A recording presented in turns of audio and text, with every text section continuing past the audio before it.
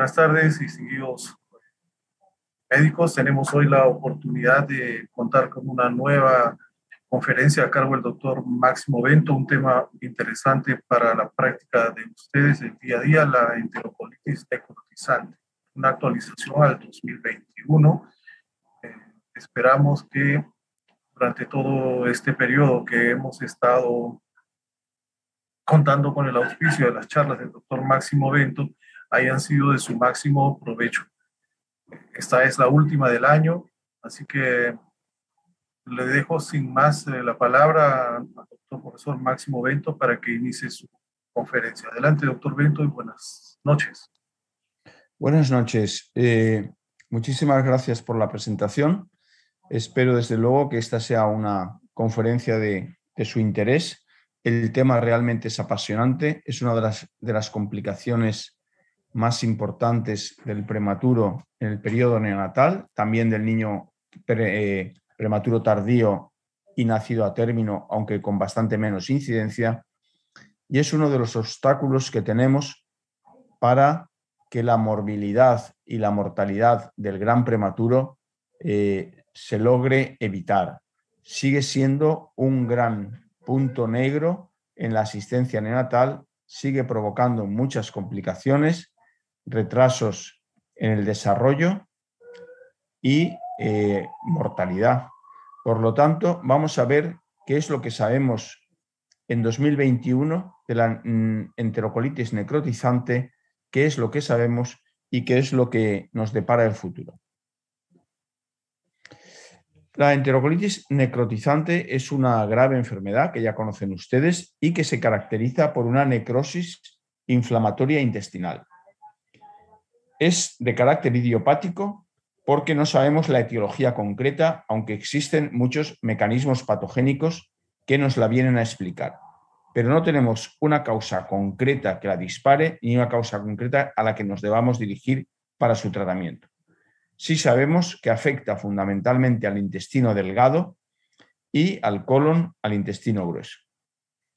La incidencia, y siempre que hablamos de incidencia tenemos que referirnos a donde se hacen las estadísticas a nivel internacional y se publican, que son en países desarrollados, es de un 7% de los neonatos de menos de 1.500 gramos y presenta una mortalidad en torno al 30%.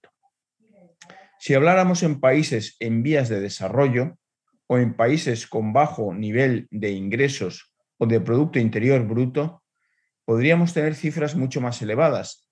Pero también es cierto que los prematuros de menos de 1.500 gramos fallecen en la primera semana de vida, en lo que llamamos la mortalidad neonatal precoz, y esta mortalidad neonatal precoz hace que muchos de estos niños no lleguen a desarrollar patologías como la displasia broncopulmonar o, en el caso que nos ocupa, la enterocolitis necrotizante, que entonces las cifras que nos orientan solamente pueden ser verificadas en entornos donde hay una elevada supervivencia de estos prematuros. Y esto es en los países industrializados o en países con un nivel de renta medio alta. ¿Qué caracteriza a la enterocolitis necrotizante? Fundamentalmente hay una isquemia, necrosis e inflamación de la pared intestinal que facilita la translocación de bacterias productoras de gas desde la luz intestinal al propio epitelio intestinal, y allí van a causar inflamación, necrosis y disección de la pared intestinal por el gas que producen, llamado también fenómeno de la neumatosis. Y esto será uno de los signos de identificación en imagen, en radiología y en ecografía más importantes, y también en anatomía patológica. La etiología se desconoce, pero todo lo que sabemos hasta ahora, todos los estudios a nivel experimental en modelos animales y los análisis en profundidad de la microbiota intestinal de estos pacientes, las imágenes en necropsias o de la resección intestinal, de las muestras de resección intestinal, parece que se debe a que hay una respuesta innata, de inmunidad innata, anómala, de los enterocitos inmaduros, que son extraordinariamente reactivos a una microbiota con poca diversidad que da lugar a inflamación y necrosis. Es decir, para simplificar, ante cualquier agresión se produce una alteración de la microbiota pierde diversidad y esta falta de diversidad favorece el desarrollo de bacterias anaerobias y de bacterias agresivas que van a invadir los enterocitos, dando lugar a una respuesta exagerada a esa invasión. Y esa respuesta exagerada a invasión causará fenómenos vasculares, fenómenos inflamatorios de destrucción celular y, por lo tanto, una enterocolitis necrotizante. La inflamación en esta enfermedad no se limita solamente al intestino, sino que se hace sistémica y puede afectar esta inflamación. Las citoquinas y las quemoquinas liberadas pueden migrar por el torrente sanguíneo hasta el sistema nervioso central, dando lugar a lesiones del sistema nervioso central, causando retardo en el neurodesarrollo y también microcefalia. Un 30% de los pacientes diagnosticados de enterocolitis necrotizante van a requerir una intervención quirúrgica por perforación o gangrena intestinal. También les recuerdo que los porcentajes también se deben a determinadas publicaciones. Hay países como los países nórdicos europeos donde la tasa de intervención quirúrgica no pasa del 5%, pero hay otros países donde llega al 50 o al 55. Por lo tanto, no podemos generalizar, pero en torno a un tercio de los niños, sobre todo aquellos que son diagnosticados más tardíamente o que son más prematuros, pueden desarrollar una necesidad de intervención quirúrgica. Hay que diferenciar también la enterocolitis necrotizante de la perforación intestinal espontánea, que es otra enfermedad distinta. También, para finalizar, lo que les comentaba al principio, su evolución y pronóstico ha variado poco en las últimas décadas.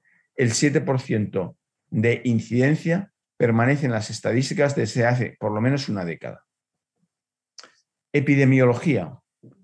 La enterocolitis necrotizante afecta en un 90% de los casos a prematuros de menos de 32 semanas y solamente en un 10% se verán afectados prematuros tardíos y recién nacidos a término. La incidencia en los países desarrollados, industrializados, con un índice de desarrollo elevado, es del 7 al 10% y ha variado poco. No ha conseguido disminuirse a pesar de las medidas tomadas. La mortalidad en general es del 30%, como les decía, dependiendo de países y estadísticas, con mayor incidencia en un 50% de aquellos que han necesitado ser quirúrgicamente intervenidos. Es muy importante esta siguiente apreciación, y es que el 46% de los supervivientes pueden tener anomalías en el neurodesarrollo. Por lo tanto, todo prematuro con una enterocolitis necrotizante tiene que ser seguido en la clínica de seguimiento neonatal, en la follow-up clinic, de forma seriada durante los primeros años de vida para detectar precozmente cualquier desvío de la normalidad, ya sea del tipo cognitivo, del tipo motor, del tipo conductual, para poder intervenir pronto y evitar que el trastorno del neurodesarrollo vaya más. En un 12% de los casos hay un fallo gastrointestinal como consecuencia de la resección intestinal, y esto obliga muchas veces a que los niños estén meses o incluso años con nutrición parenteral, una nutrición parenteral profunda en venas de alto flujo y con operaciones acompañadas de operaciones de elongación intestinal, lo cual va a dar lugar a una hospitalización y a una hospitalización muy prolongada, con los trastornos a nivel de desarrollo psicológico, problemas familiares, problemas sociales, etcétera, etcétera. Y, por supuesto, la incapacidad para hacer una ingesta completa de nutrientes por vía enteral va a dar lugar también a trastornos nutricionales complejos que requieren de especialistas en nutrición para suplementar adecuadamente a estos pacientes desde el punto de vista de vitaminas, minerales, microminerales, factores de crecimiento, etc. En la actualidad se están desarrollando por distintas instituciones lo que se llama el Bundle Approach o conjunto de medidas que se aplican para intentar prevenir la aparición o si aparece la enterocolitis, mejorar su pronóstico. Aquí tienen una tabla resumen. A la parte izquierda tienen la incidencia y mortalidad de peso al nacer. Según el peso ven el riesgo de enterocolitis y la mortalidad. De los niños más pequeños de 500 a 750, un riesgo del 12%, de 750.000 del 9%, 1.000 a 1.250 del 6% y ya los más mayorcitos de 1.250 a 1.503. Y la mortalidad también, como ven, está en relación directa con la edad de gestación. Los niños de más bajo peso al nacimiento tienen hasta un 42% de mortalidad. Entre 750 y 1.000 gramos, un 30%, bajamos a un 20%, pero incluso los de mejor pronóstico están en torno al 16%, mortalidad mucho más elevada que en otras patologías. La incidencia, como ven, también está condicionada por la edad gestacional, no solo por el peso. Los bebés más pequeños, por debajo de 25 semanas, de 26 semanas, están en torno al 11, entre el 9 y el 11%. Y ya al hacerse más mayores, a las 28 semanas de gestación, estaríamos en torno al 8%. Cuando analizamos en estudios multivariantes los factores predisponentes, tenemos que el mayor factor predisponente es la prematuridad y, por lo tanto, la inmadurez. Y el segundo, la nutrición enteral. Es decir, el retardo en la introducción de nutrientes por vía enteral, la alimentación trófica, el Trophic Enteral Nutrition, debe ser instaurada muy precozmente para estimular la maduración del intestino. Y por lo tanto, una nutrición enteral retrasada o una nutrición enteral con fórmula artificial son factores predisponentes. Mientras que la leche de la propia madre, el calostro, que prepara el intestino para la digestión y estimula el sistema inmune, o la leche donante de banco, son factores de protección. Pero sobre todo la gran prematuridad que se debe intentar evitar por todos los medios, evitar que la mujer que se pone de parto prematuro, hay que intentar por medios obstétricos poder retrasar la maduración. Cada semana que retrasemos esa maduración disminuimos en un porcentaje significativo la incidencia de enterocolitis y también nos permite administrar el sulfato de magnesio para prevenir las hemorragias intraventriculares y también nos permite madurar al individuo con la administración de corticoides antenatales. Otros factores importantes son el Apgar menor de 7 a los 5 minutos, es decir, aquellos niños que tardan en respirar, necesitan ventilación, necesitan oxígeno, o sea que no se adaptan inmediatamente al nacimiento. El parto extramural, es decir, cuando un bebé nace en un hospital pequeño y necesita ser trasladado, todo ese tiempo que se pierde, durante el cual el niño no recibe el tratamiento adecuado, favorece este tipo de complicaciones.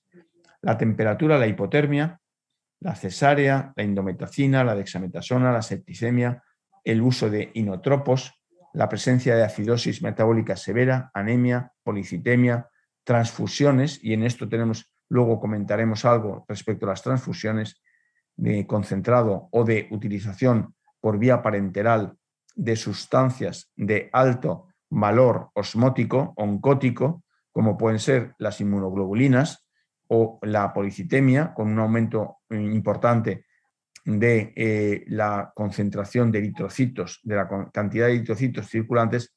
Todos estos factores hacen que en la circulación por los vasos mesentéricos, sobre todo por los capilares, se enlentezca, incluso se lleguen a formar microtrombos, y estos microtrombos que se forman en el espacio mesentérico dan lugar a zonas de necrosis intestinal que luego se traducirán como zonas que favorecen la aparición de enterocolitis necrotizante. Y también la antibioterapia, porque favorece el desarrollo de una flora intestinal alterada, fundamentalmente con bacterias muy resistentes, gram negativas, como los enterococos, por ejemplo, o las klebsiellas, que dan lugar también a alteración de la microbiota y, por lo tanto, a la aparición de enterocolitis. La anatomía patológica es muy importante. Siempre cuando se haga una resección intestinal hay que hacer un estudio en profundidad de la anatomía patológica. Generalmente veremos más afectados el ilion y el colon, el área ileocecal.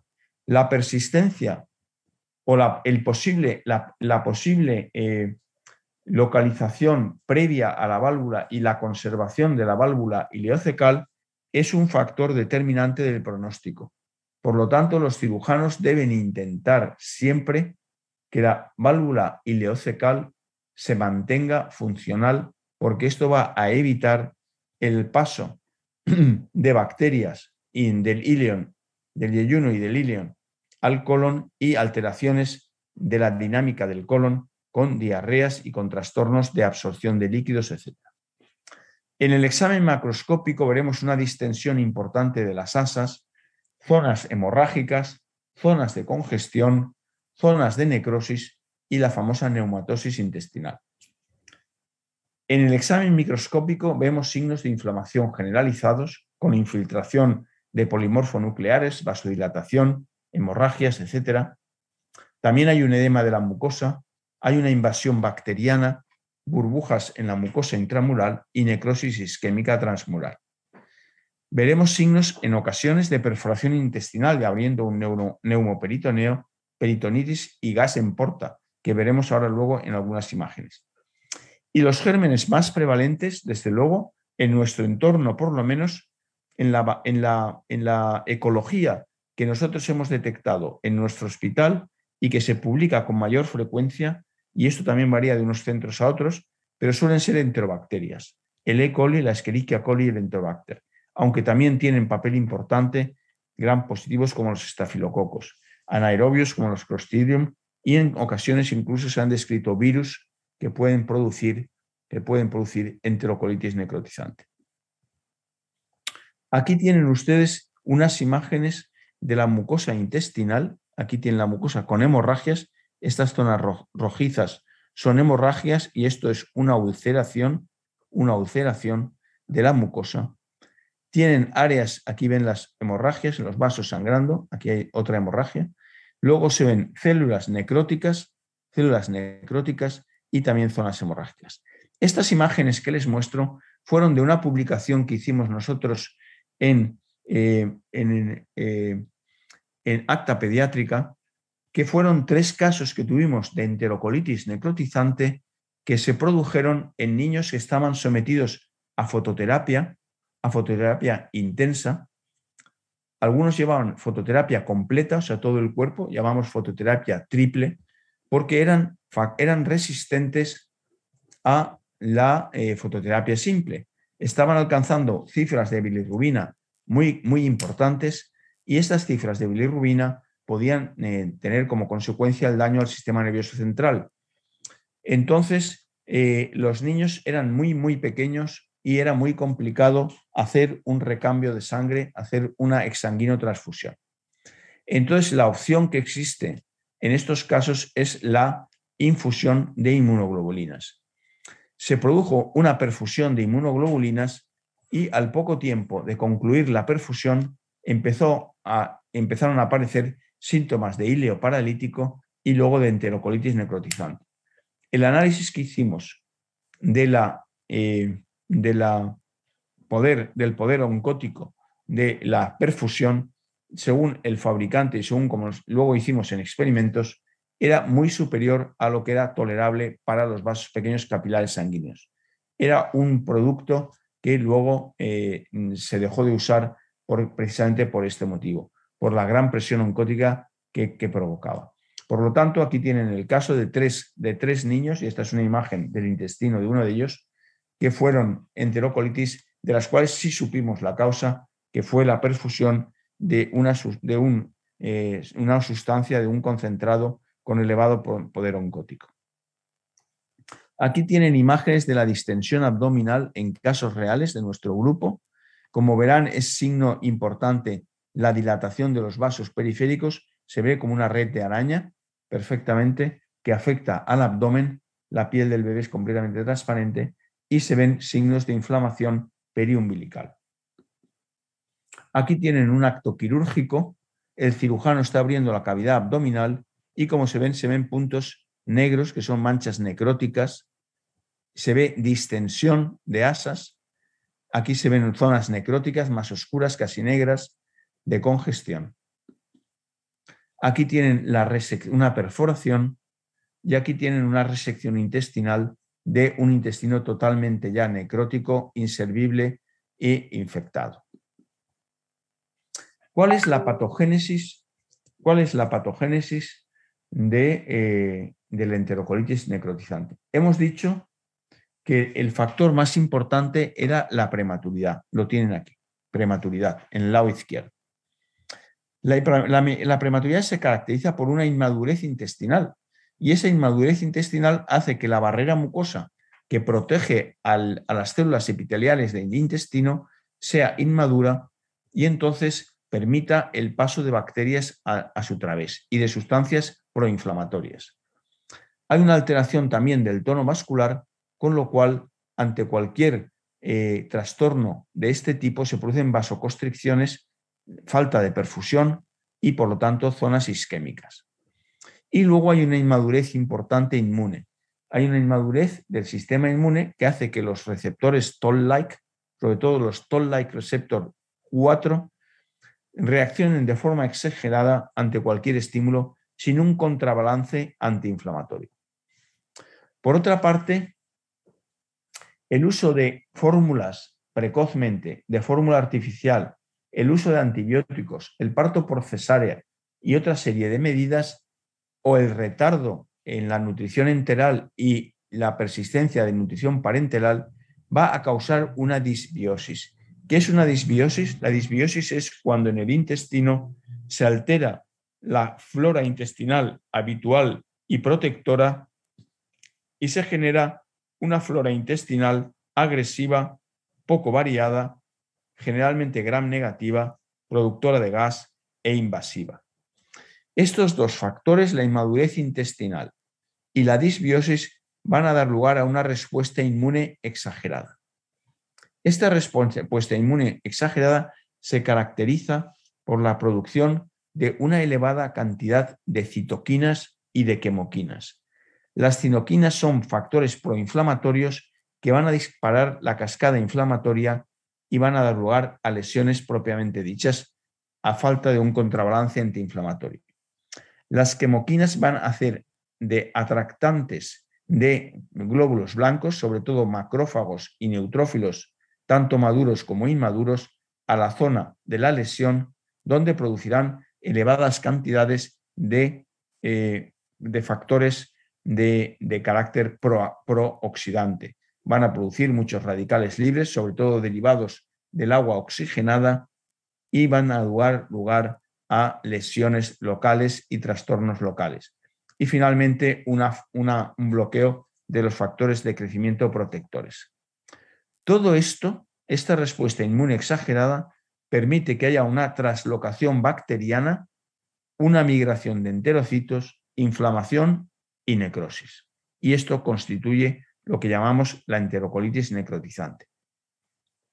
Dentro de la respuesta inmune exagerada que nos permitiría detectar precozmente que se está produciendo una enterocolitis necrotizante, tendremos la determinación de las interleuquinas 8, signos claros de inflamación, la claudina 3 que nos analiza la integridad de las uniones estrechas entre enterocitos, las llamadas tight junction, los factores Intestinal Fatty Acid Binding Protein, las IFAP, también son marcadores precoces de desarrollo de enterocolitis necrotizante. Estos son los que están más en investigación en este momento, las IFAP, Intestinal Fatty Acid Binding Protein, que ya he tenido ocasión de revisar un par de artículos de investigación en modelos animales y que realmente parece ser predictivas, y la calprotectina, que ha tenido más esperanzas que resultados reales en cuanto a su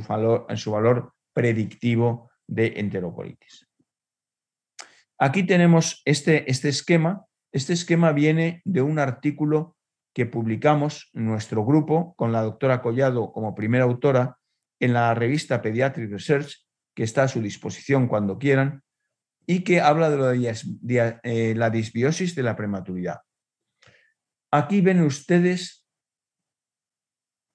en la zona A, esto es un embarazo a término y esto es pretérmino, las intervenciones, breast milk versus fórmula, leche materna versus fórmula. Si damos leche materna, ya sea calostro inicial o leche de madre prematura, tenemos un impacto muy positivo sobre la microbioma, favoreciendo el desarrollo de bifidobacterias, que son aquellas bacterias protectoras que van a dar lugar a un estímulo normal del desarrollo intestinal y a una baja incidencia de inflamación y de estrés oxidativo. Mientras que se va a reducir las enterobacterias, que son las que hemos dicho que son agresivas. Parto vaginal versus cesárea.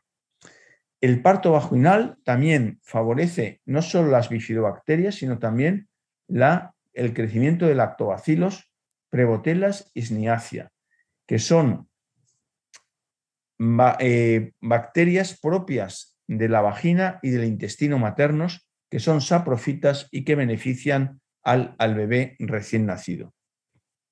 Y por el contrario, van a disminuir la incidencia de estafilococo, propionobacterias y corinebacterias.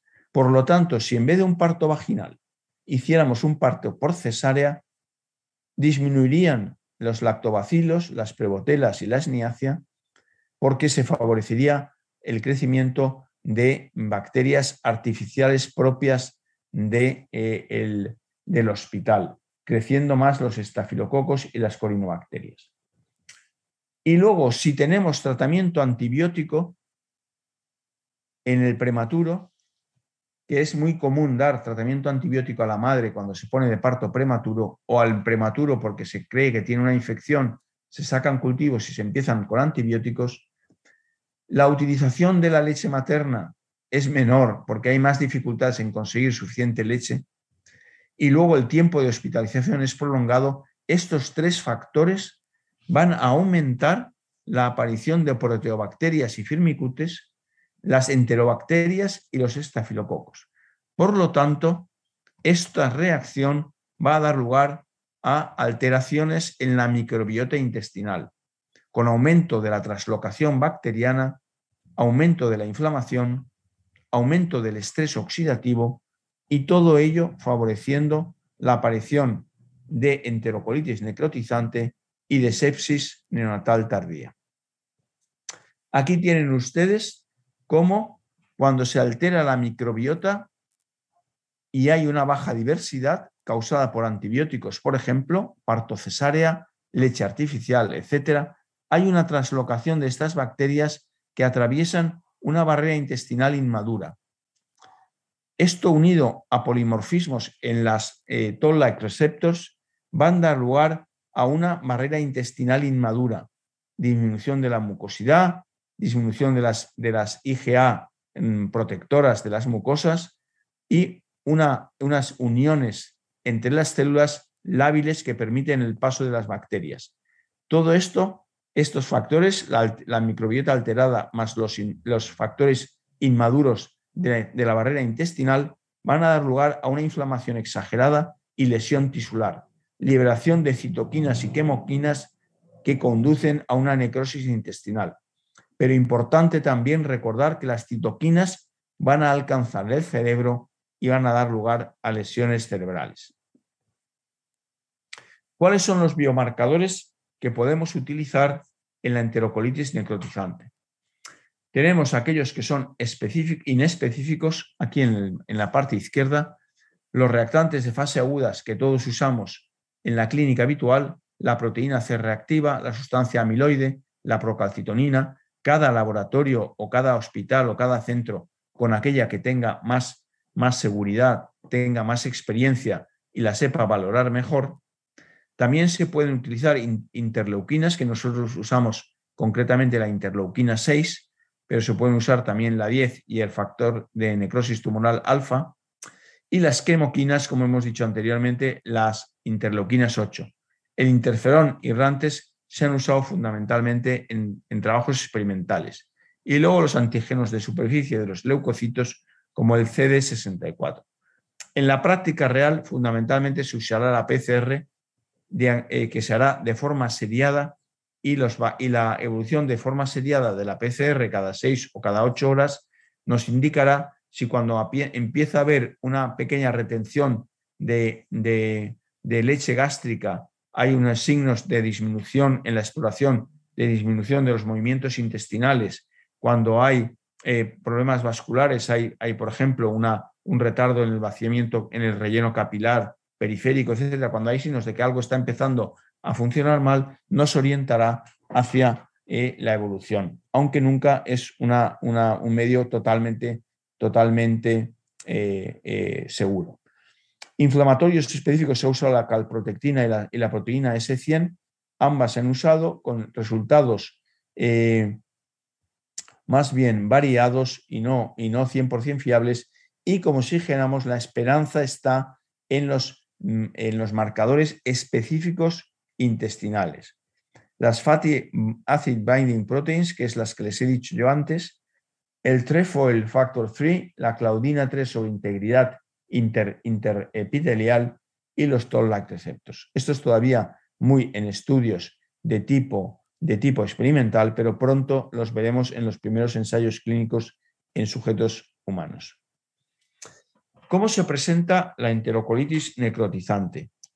La presentación es variable, muy variable. A veces es aguda, muy aguda, un hilio de repente brusco, una distensión abdominal, una retención de restos alimentarios importantes, y otras veces es insidiosa en un prematuro que previamente estaba normal y estaba con ingesta.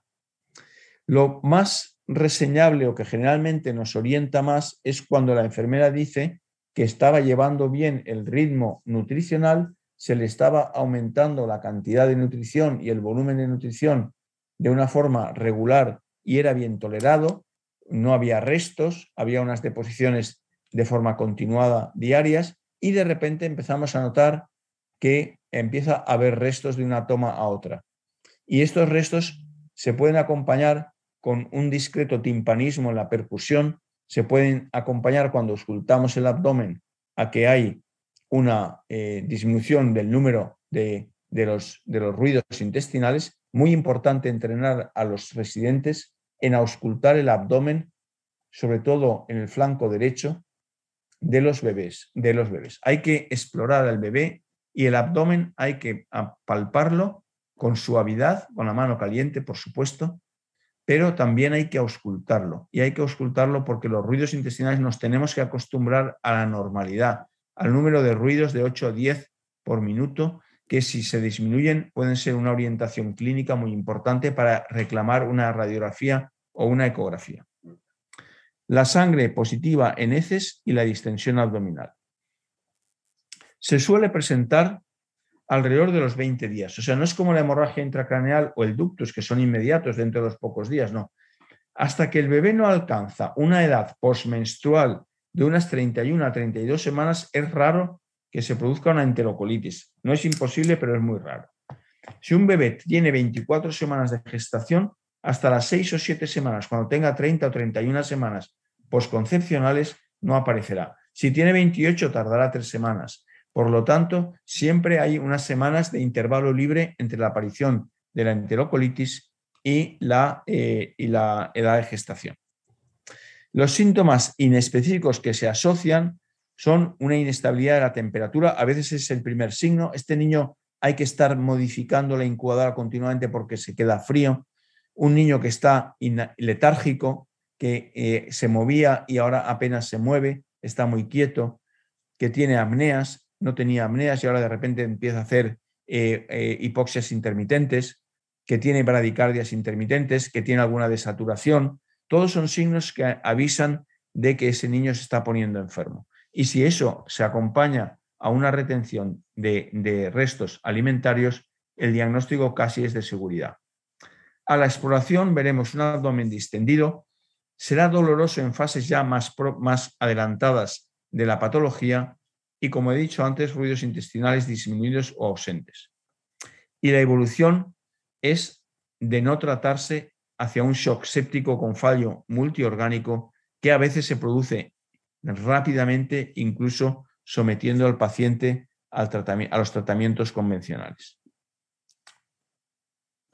La enterocolitis necrotizante se ha clasificado según los estadios de Bell, que es un cirujano que publicó hace ya muchos años un artículo en los cuales daba una serie de clasificaciones según la gravedad. Estadio de sospecha, de afectación leve, afectación moderada, afectación severa y extremada gravedad. Bien, todas estas clasificaciones son muy interesantes de cara a, como dijéramos, sobre todo cuando se haga una revisión sistemática, tomar todos estos datos para que podamos clasificar en el informe de alta y luego para nuestros archivos y para nuestras estadísticas si el paciente ha tenido un grado 1A, 1B, 2A, etc. Como ven, y esta no voy a extenderme mucho porque son muchos datos los que se reflejan y el estadios de Bell están en cualquier manual y en internet, pero sí que es importante que recuerden, muy importante que recuerden que los signos abdominales iniciales de sospecha, restos gástricos, distensión, algún vómito y sangre oculta en heces, importantísimo. Ya si las heces son marcadamente sanguinolentas, ya pasamos a una sospecha 1B que, como si dijéramos, ya nos orienta hacia dejar al paciente a dieta absoluta y empezar a estudiarlo. Desde luego, cuando ya hay ruidos intestinales disminuidos o la palpación del abdomen es sensible, está la enfermedad progresando con afectación leve. Tal vez en estos casos nos vemos obligados a dejar al paciente a dieta y una parenteral, y probablemente con esas medidas exclusivamente podamos salvarle la vida, pero luego va afectándose más el abdomen, va habiendo un híleo paralítico, empieza a haber celulitis, palpamos una masa en fosa ilíaca derecha, es un proceso que está afectando ya moderadamente, y ya cuando hay signos de peritonitis, sensibilidad intensa a la palpación abdominal o eritema en la pared, sería ya un estadio muy avanzado. ¿Cuáles son el diagnóstico? Aparte de la sospecha clínica, muchas veces ya digo que es la enfermera la que nos está diciendo algo con sus comentarios y nuestra exploración física, nos vemos acompañados por la analítica y la radiología. Generalmente veremos una acidosis metabólica de carácter con un pH bajo y un exceso de bases muy negativa. A veces puede haber algún componente de acidosis respiratoria porque el paciente en su estado de laxitud y de decaimiento tiene una respiración superficial y elimina poco carbónico. Por lo tanto, tenemos una acidosis mixta. PCR elevada, hiponatremia e hiperglucemia. Y luego en la fórmula sanguínea una leucocitosis o leucopenia, casi más grave la leucopenia con neutropenia, que se acompaña de neutrófilos inmaduros. La médula está liberando neutrófilos muy inmaduros ante la agresión que está siendo causada. Se recomienda hacer punción lumbar, hemocultivo y coprocultivo porque muchas veces es indistinguible de una septicemia y tenemos que tener cultivos de todos los líquidos para calcular cuál es el espectro antibiótico y que tenemos que utilizar y sobre todo la dosificación. Y si hay una paracentesis porque vemos líquido en la cavidad abdominal, entonces también cultivarlo. La ecografía es muy importante. Nosotros estamos entrenando a nuestros neonatólogos en que hagan la ecografía, que aprendan a hacer ecografías en el punto de tratamiento, tanto ecografía para ver el ductus como la ecografía cerebral, como la ecografía abdominal, pero muchas veces es el radiólogo, el experto, el que debe de detectar si hay o no neumatosis intestinal y hepática, y si esto es mucho más fiable en manos de un ecografista que la interpretación de una radiografía que a veces tiene imágenes por la distensión abdominal que son difíciles de identificar. Nosotros hemos utilizado a nivel de estudio, más que de rutina asistencial, el NIRS, la espectroscopía próxima al infrarrojo, para vigilar la perfusión mesentérica que precede a la enterocolitis. Pacientes de alto riesgo de desarrollar enterocolitis por su edad de gestación y porque habían nacido por cesárea y porque a lo mejor habían recibido antibióticos, etcétera, poniéndoles el sensor de la NIRS, podemos ver cómo es la perfusión mesentérica y en un momento en que la perfusión empieza a disminuir, realizar una ecografía, o sea, nos avisa. Aquí tienen ustedes una neumatosis intestinal importantísima. Ven cómo está disecada la pared intestinal. La ven por aquí, una neumatosis intestinal en el flanco derecho. Y también tenemos en la ecografía el aire en porta. Pues bien, el aire en porta no se detectó en la radiografía, pero sí por el ecografista en las burbujas de aire siguiendo por la porta en fase precoz. Aquí tienen una neumatosis subcutánea en el colon. Esto es el colon. Y aquí tienen la neumatosis subcutánea, toda ella. Y dilatación del delgado, la zona central, dilatación de delgado y aire en porta. Ahí se ven pequeñas burbujas de aire en la porta. Aquí se ven. Ecografía hepática con portograma aéreo y un asa con neumatosis en la ecografía. Observen la nitidez con que se ve el aire en el asa con neumatosis y también cómo se ve disecada el portograma, hay como un portograma realizado por aire en el hígado. Y aquí tenemos ya el Doppler con hiperemia marcada y líquido libre, que es la última tecnología que estamos utilizando. El NIRS abdominal fue una tesis doctoral de una doctoranda mía que se publicó en Neonatology. Si lo quieren también les puedo mandar el artículo. Y esto, aquí ven ustedes el sensor puesto en el abdomen cerca del ombligo en una posición especial y este llevaba NIRS cerebral y NIRS abdominal. Y aquí tenemos el oxígeno, la saturación de oxígeno regional en el cerebro y aquí la mesentérica. Y entonces con esto podíamos vigilar la hemodinámica de este paciente. Vimos una inversión pandiastólica del flujo y veíamos en la monitorización simultánea cerebral y esplácnica para poder detectar esas alteraciones que hemos dicho del flujo mesentérico. Bien, ¿cuál sería el tratamiento de la enterocolitis necrotizante para limitar la progresión de la enfermedad? Lo primero es descomprimir y reposo intestinal, es decir, poner una aspiración intermitente o continuada a nivel gástrico y dieta absoluta oral, o sea, dejar de alimentar al bebé por vía enteral y poner una nutrición e hidratación parenteral adecuadas, calculando las necesidades e instaurando precozmente ya la administración de aminoácidos y de lípidos, porque ese bebé está teniendo un consumo enorme de energía debido a su lucha contra la infección. Y al mismo tiempo la inflamación y la necrosis están condicionando la destrucción proteica enorme. Por lo tanto, nutrición e hidratación parental. Tiene que tener un soporte respiratorio. Si hace apneas, hay que ponerle unas piezas, hay que poner una no invasiva con suplemento de oxígeno si es necesario. Hay que monitorizar, desde luego, la saturación y la frecuencia cardíaca y también una vigilancia hemodinámica importante, tensión arterial, diuresis, etcétera, y dar drogas vasoactivas en caso de que sean necesarias y así como drogas cardioactivas, drogas que estimulen el aumento del gasto cardíaco y también la regulación del flujo sanguíneo periférico. Respecto a la terapia antibiótica es muy difícil de dar consejos. La evolución muchas veces nos lo va a decir. Generalmente, si es una fase precoz de carácter moderado o leve, podemos empezar con ampicilina amicacina que va a cumplir la mayor parte del espectro antibiótico necesario. A veces tenemos necesidad de utilizar cefotaxima o metronidazol, sobre todo cuando hay una fase intermedia, o tazobactam, muy utilizada por los cirujanos cuando quieren evitar la intervención quirúrgica. El metronidazol se da para anaerobios, la vancomicina para enterococos y el meropenem para estafilococos.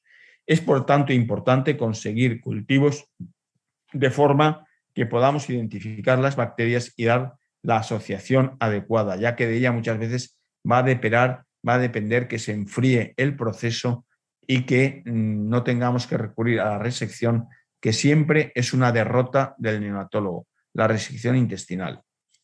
Medidas generales de soporte, corrección de la posible anemia, del trastorno de coagulación intravascular diseminado y de la trombopenia, con transfusiones de concentrado de plaquetas, de concentrado de hematíes con cuidado por la hiperosmolaridad plasmática, y luego la recuperación de fluidos y la monitorización tanto de laboratorio, PCRs continuadas y radiológica y ecográfica a pie de cabecera del paciente para poder evaluar cómo va la distensión, si el aire en porta disminuye, etcétera, etcétera. Cirugía. La indicación absoluta de resección solo está indicada en casos de perforación, la absoluta. Pero hay una indicación relativa, que es la presencia de una masa abdominal, de una asa intestinal fija y dilatada en las ecografías, en las radiografías, una paracentesis positiva y en general, si a pesar del tratamiento conservador hay un empeoramiento progresivo con un incremento de la acidosis metabólica, aparición de coagulación intravascular, aumento de la PCR, trombocitopenia, etcétera, etcétera, que no responden. En casos dudosos, se puede hacer una laparotomía exploratoria con resección de zona afectada y enterostomía proximal con reanastomosis de 8 a 12 semanas después. También se puede colocar un drenaje peritoneal. No hay en las estadísticas, en las publicaciones y en los metaanálisis, no hay una clara preferencia por uno de los dos. Es, como si dijéramos, si comparamos, vemos que la mortalidad de la laparotomía exploratoria versus la colocación es de 34 versus 35, o sea, no hay diferencia. De la dependencia parenteral, 47 versus 40, y la estancia hospitalaria 126 días frente a 116. Por lo tanto, será el equipo quirúrgico del centro, con su experiencia y con sus resultados y sus estadísticas, los que deben decidir en estos casos. El síndrome intestino corto es una de las complicaciones, una de las secuelas más importantes de estos casos. Afecta a un 9% de los pacientes con enterocolitis necrotizante. Y su aparición, o sea, el hecho de resecar una porción de intestino mayor de una longitud determinada y en una zona determinada, puede dar lugar a una mala absorción, facilitar el crecimiento bacteriano con las sepsis consiguientes, dar lugar a colestasis, fallo hepático, debido a la nutrición parenteral prolongada, que ya digo que muchas veces es semanas, meses o incluso años.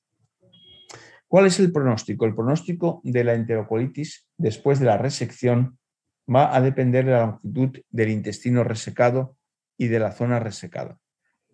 Desde luego, si tiene más de 50 centímetros de intestino corto, más del 96% se podrán destetar de la parenteral.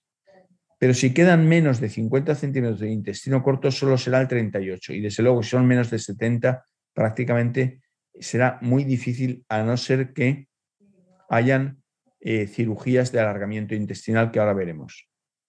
Es muy importante, como he dicho al principio, la permanencia de la válvula ileocecal, que actúa de filtro bacteriano e impide que se contamine el colon.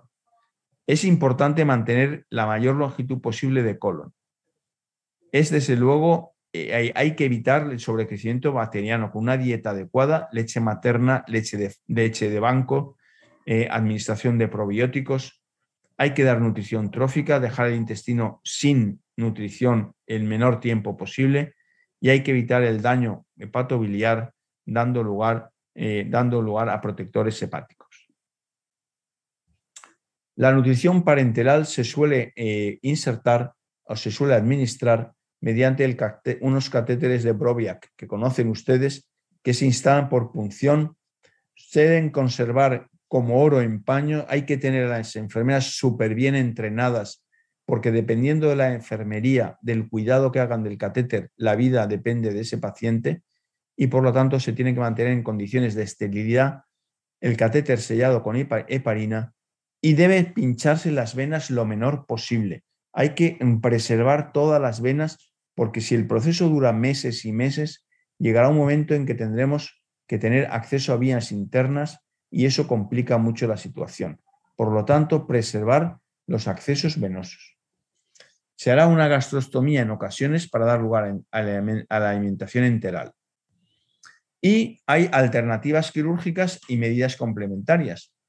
Primero, la alternativa quirúrgica que va destinada a aumentar el tiempo de tránsito, con lo tanto, dando más tiempo para que se digieran y se absorban los alimentos. Eso se hace mediante interposición de asas antiperistálticas, interposición de segmentos de colon o creación de válvulas artificiales. En segunda intervención o la segunda opción sería el aumento de la longitud intestinal mediante técnicas de alargamiento intestinal, la más famosa es la de Bianchi, o la Serial Transverse Enteroplastia, que ahora veremos dibujos para explicarse. Y finalmente, evitar el sobrecrecimiento bacteriano, ya lo hemos dicho, con una dieta adecuada y con probióticos. Y finalmente, cuando todo falla, un trasplante hepatointestinal. Aquí tienen ustedes la técnica de Bianchi, cómo se abre el intestino, se hace como una escopeta entre dos cañones, se separa y se recoloca, se unen de nuevo las terminales, con lo cual de una porción de intestino hacemos dos y alargamos el intestino, conservando la circulación mesentérica. Y la técnica de STEP, que sería la de crear una longitud alargada mediante las incisiones y las compresiones de células en zonas específicas del intestino. Evolución a largo plazo y prevención. Es muy corriente y muy común que haya un retardo en el crecimiento, desde luego por problemas nutricionales. Los pacientes tienen que ser muy vigilados por endocrinólogos y especialistas en nutrición. Son dos especialistas que tienen que venir a menudo a la unidad neonatal y luego citar al paciente en sus consultas. También es importante la revisión por neurólogos y por la clínica de seguimiento neonatal para detectar signos precoces de parálisis cerebral, retardo en el crecimiento, retardo cognitivo, etcétera, afectación visual, etcétera. Todos estos, como ocurre con los prematuros extremos en general, tienen que ser pacientes muy vigilados. La supervivencia cuando hay una enterocolitis solamente médica y que se controla con dieta y a lo mejor antibióticos es del 95%, mientras que la quirúrgica es del 70 al 75%. La prevención, lo que decíamos antes, el bundle approach, lactancia materna propia o de donante, fundamental. Iniciar súper precozmente la alimentación trófica. Utilizar pre y probióticos en situaciones de altísimo riesgo. Estrecha supervisión de la antibioterapia. Dar antibióticos solamente cuando esté muy indicado y por el periodo menor de tiempo posible. Una política de transfusiones evitando productos hiperosmolares. Tratar la policitemia, es decir, bajar el hematocrito a cifras de 40 y tantos, evitando que haya enlentecimiento de la circulación mesentérica. Retardar el pinzamiento de cordón y mantener la saturación de oxígeno entre 91 y 95%. Con esto termino mi presentación, la última del año. Ha sido un año intenso, han sido 12 presentaciones, todas un mes cada una. Por favor, pídanle a don José Espinoza los artículos que quieran, les haré llegar revisiones actualizadas para repasar esta clase y espero que la presentación haya sido de su agrado y quedo a su disposición por si hubiera preguntas. Muchísimas gracias y buenas tardes.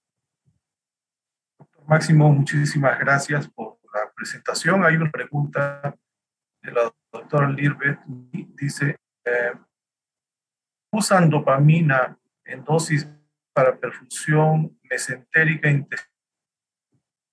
Sí, se usa, como he dicho, la dopamina se usan drogas vasoactivas En este caso, la dopamina mejor que la dobutamina porque es para perfusión periférica. Exactamente, estoy totalmente de acuerdo con la doctora. Bueno, no sé si hay alguna otra pregunta que deseen hablar. Y antes también agradecer al doctor Simovet, efectivamente, infinitas gracias. Deseo desde aquí una feliz Navidad, un próspero año 2020 para todos Sí, los. creo que ahora empiezan a hacer algunas preguntas más. Si quiere, Ajá, repasamos incidencia de bridas y mono. adherencias. Esto es una de las complicaciones. Desde luego, el doctor Brito pregunta por incidencia de bridas y adherencias posquirúrgica. Por supuesto, por supuesto. Intentamos hacer cirugía endoscópica en los casos posibles, metiendo presión en el abdomen para distender el abdomen y facilitar la cirugía, pero aún así a veces tenemos la mala suerte de encontrarnos con bridas. Sí, es algo que es difícil de evitar en esto. El probiótico, los probióticos hay de muchos tipos. Saben que Lactobacillus reuteris, que me comentan, es un buen probiótico. Como preventivo, no se ha demostrado claramente que haya una gran influencia, pero sí que se deben utilizar en estos casos, siempre fuera del proceso agudo. En el proceso agudo no, porque podríamos provocar una entrada a través de un epitelio intestinal dilatado, inflamado y tal, al torrente sanguíneo y causar alguna complicación. Entonces, el probiótico se da una vez se reinstaura la nutrición trófica. No está contraindicada la CPAP en esto. No, hay que mantenerla no invasiva siempre que se pueda. Lo que sí que hay que procurar es tener una sonda abierta en el estómago para evitar la distensión del estómago, pero no está contraindicada la CPAP. No sé si hay alguna pregunta más, no veo nada más. Pues nada, muchísimas gracias y les deseo a todos unas felices fiestas de Navidad y, por supuesto, lo mejor para el año 2022, en el cual espero que podamos seguir viéndonos ocasionalmente. Ya esto lo hablaremos don José Espinoza y yo.